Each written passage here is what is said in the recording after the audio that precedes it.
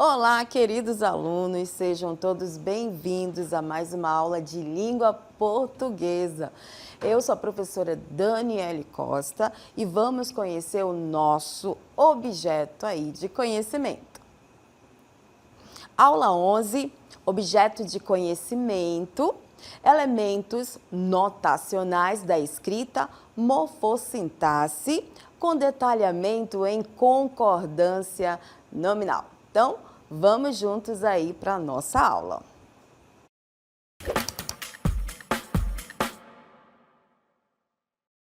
Olá, alunos! Então, hoje nós vamos fazer aí a definição da concordância nominal e conhecer as particularidades dela. Mas, para isso, eu gostaria de fazer uma indagação a vocês. E a pergunta é o seguinte: vocês já conheceram as classes gramaticais que representam os nomes na língua portuguesa? Se não, não se preocupem, nós vamos conhecer hoje. Caso já tenham conhecimento, nós vamos aprofundar essas classes gramaticais na concordância nominal. Para isso, nós vamos dar um passeio lá com o mercado das palavras perdidas. Então, vocês vão assistir aí ao vídeo.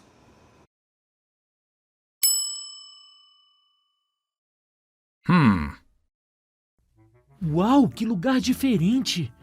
Aqui tem palavras para todo lado. Bom dia, senhor. Bom dia! Bem-vindo ao Mercado das Palavras Perdidas. Aqui, corrigimos desajustadas e encontramos as combinações perfeitas. O que você procura? Eu preciso de palavras bonita para terminar o meu poema. Opa! Palavras bonita? Isso tá meio estranho, não acha? Estranho? O que está errado? Aqui está o problema.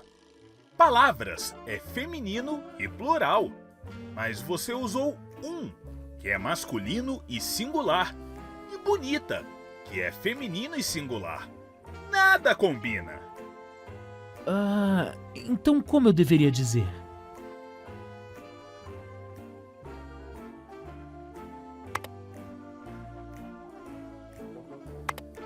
Assim, umas palavras bonitas. Agora tudo combina, feminino e plural. Aqui no mercado, tudo precisa estar em harmonia. Que bobeira minha!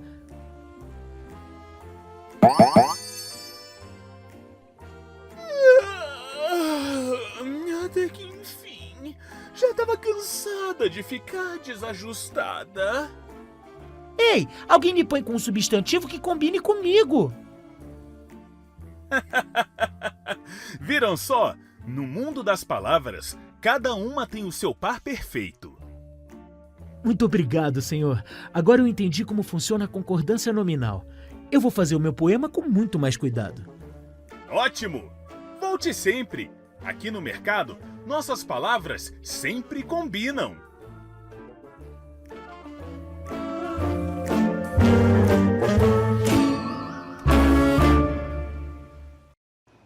Então, turmas, é sobre essa contextualização das palavras em concordância que nós vamos trabalhar e desenvolver. Primeiramente, vamos conhecer, então, o conceito da concordância nominal.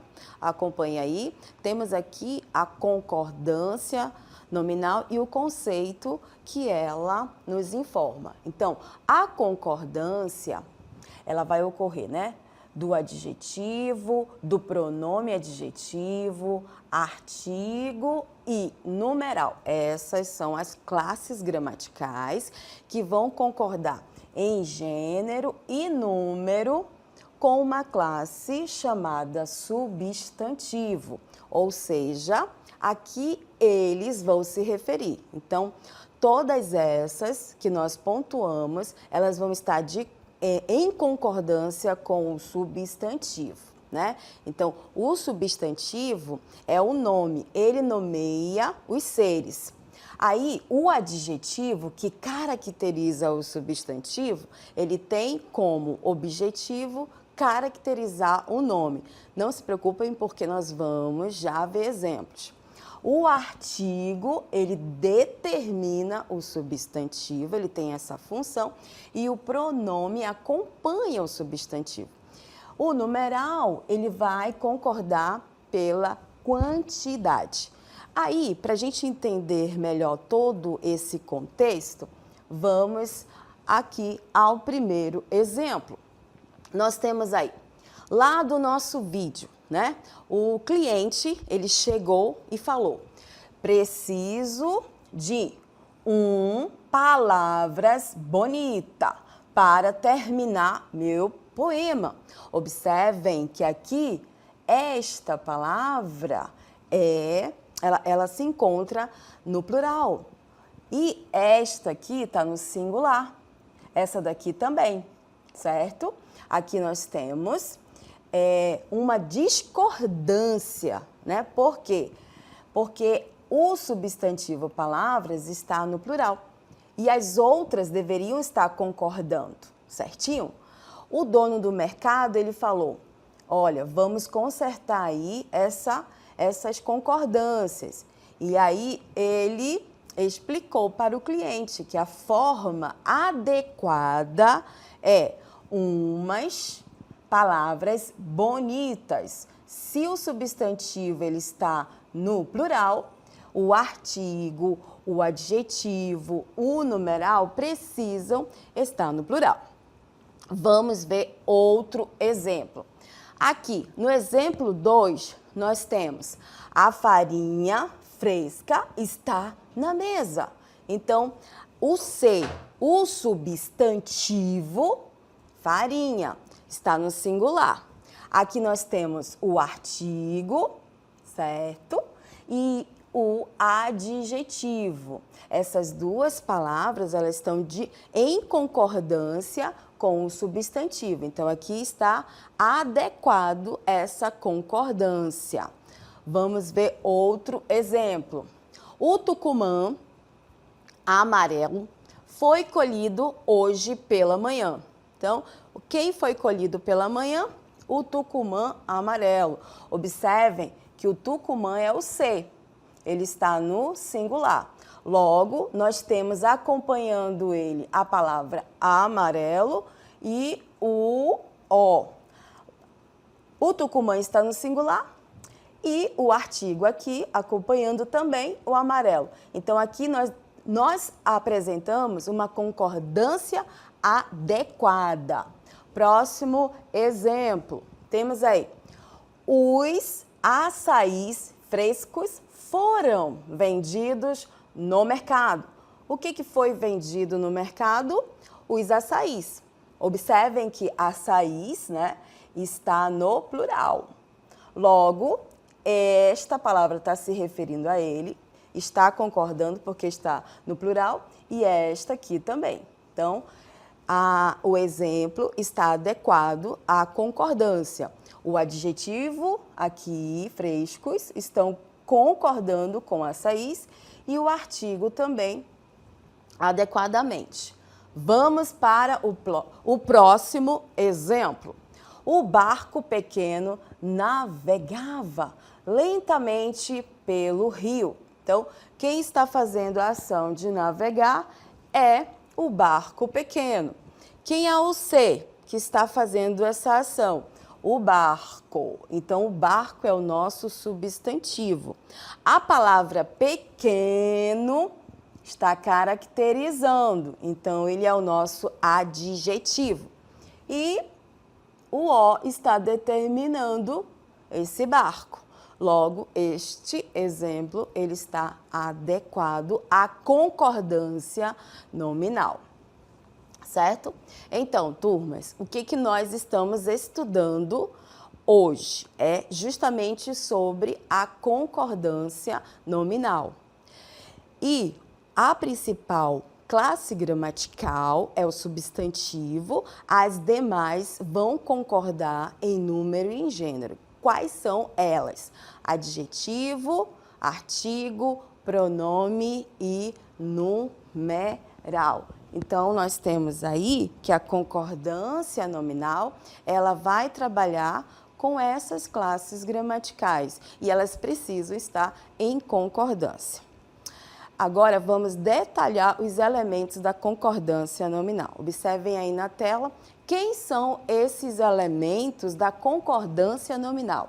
O adjetivo, que caracteriza o substantivo. O artigo, que determina o substantivo. O numeral, ele vai concordar na quantidade. E o pronome, ele vai acompanhar o substantivo ou substituir o substantivo. Agora vamos detalhar esses elementos nos exemplos e conceituá-los e assim sucessivamente. Acompanhem na tela, primeiramente, o adjetivo. O adjetivo, como nós já comentamos aqui, ó, adjetivo, concorda com quem? Com o substantivo, né? Que vai ser caracterizado por ele. Então, olha lá o exemplo.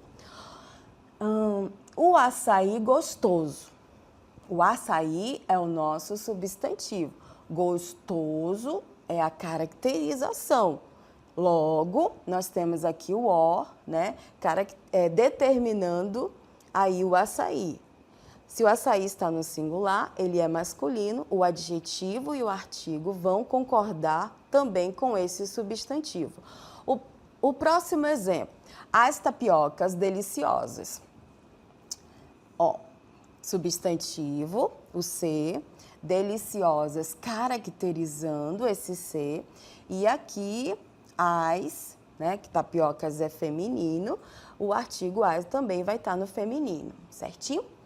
Vamos agora para o artigo. Qual é o conceito de artigo?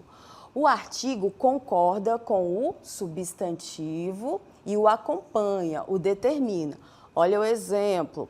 A canoa. Temos aqui a palavra feminina, canoa, e o "a", ele é determinado e fica no feminino porque o substantivo está no feminino.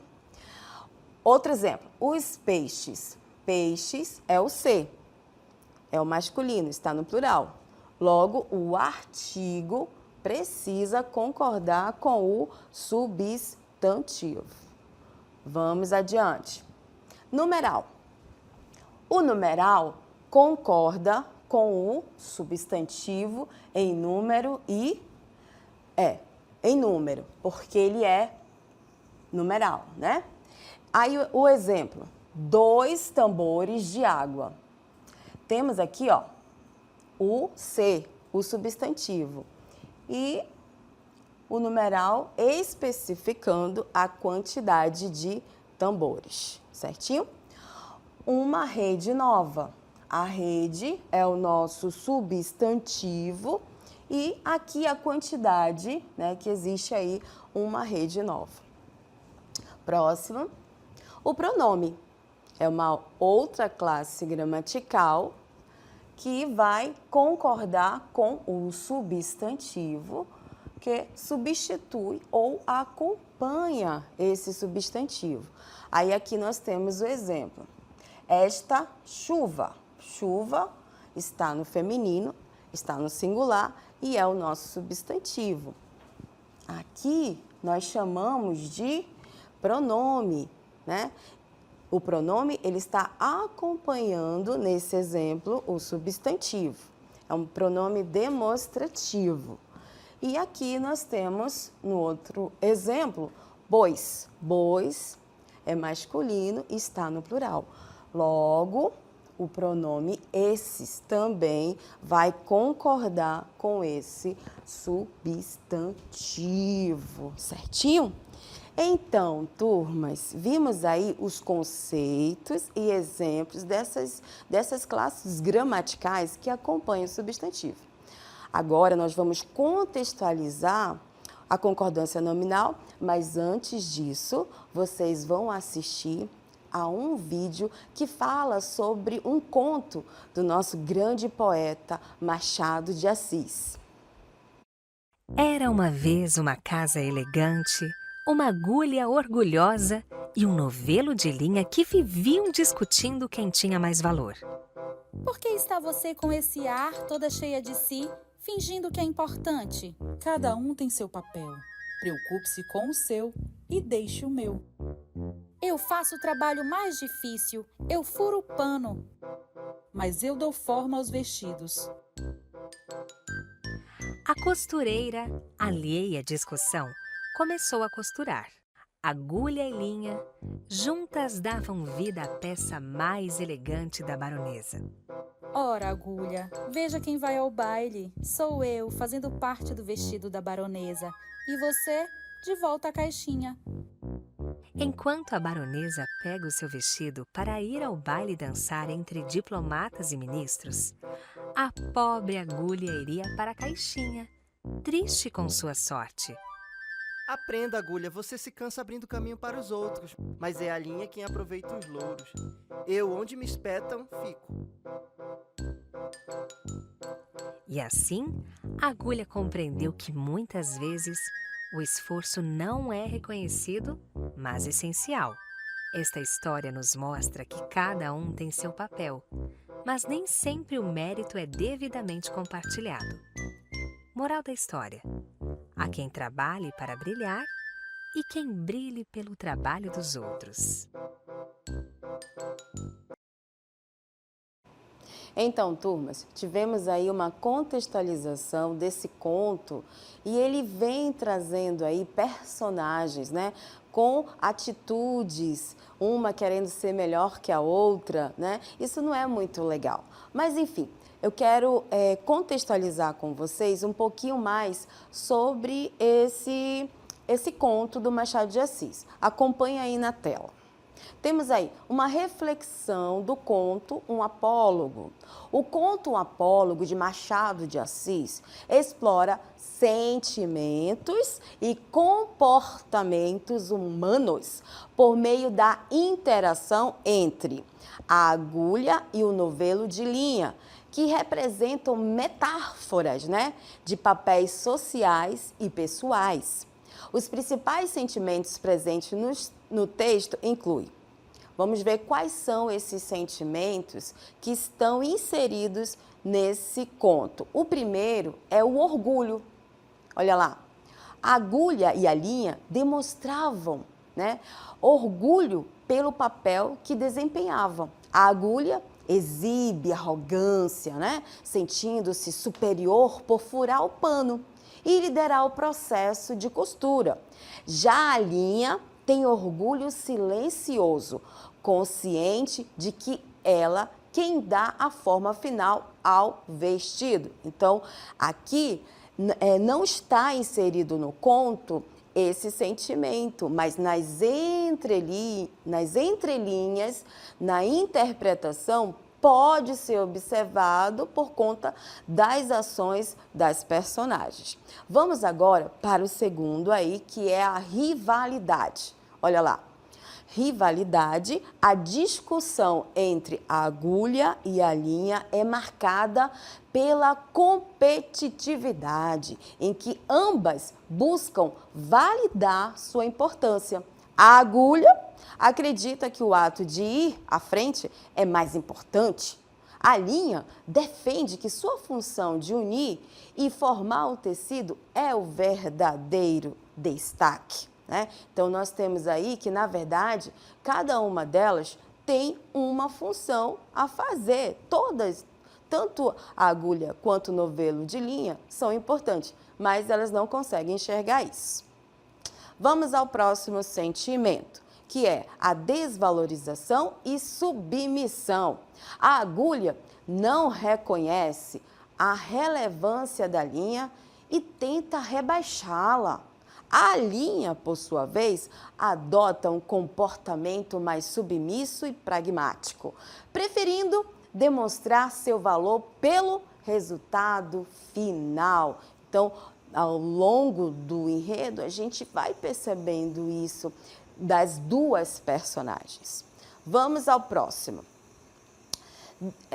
Frustração e inveja, né? Então, há também nas entrelinhas isso, né? No final, a agulha sente-se frustrada e invejosa ao perceber que, apesar de todo o esforço, é a linha que desfruta do reconhecimento e do destaque no baile, né? Então, a agulha acabou ficando aí frustrada, porque, na verdade, quem foi ao baile com a baronesa não foi ela, mas ela fez todo um trabalho. Na verdade, o trabalho era em conjunto, mas ela não enxergava isso.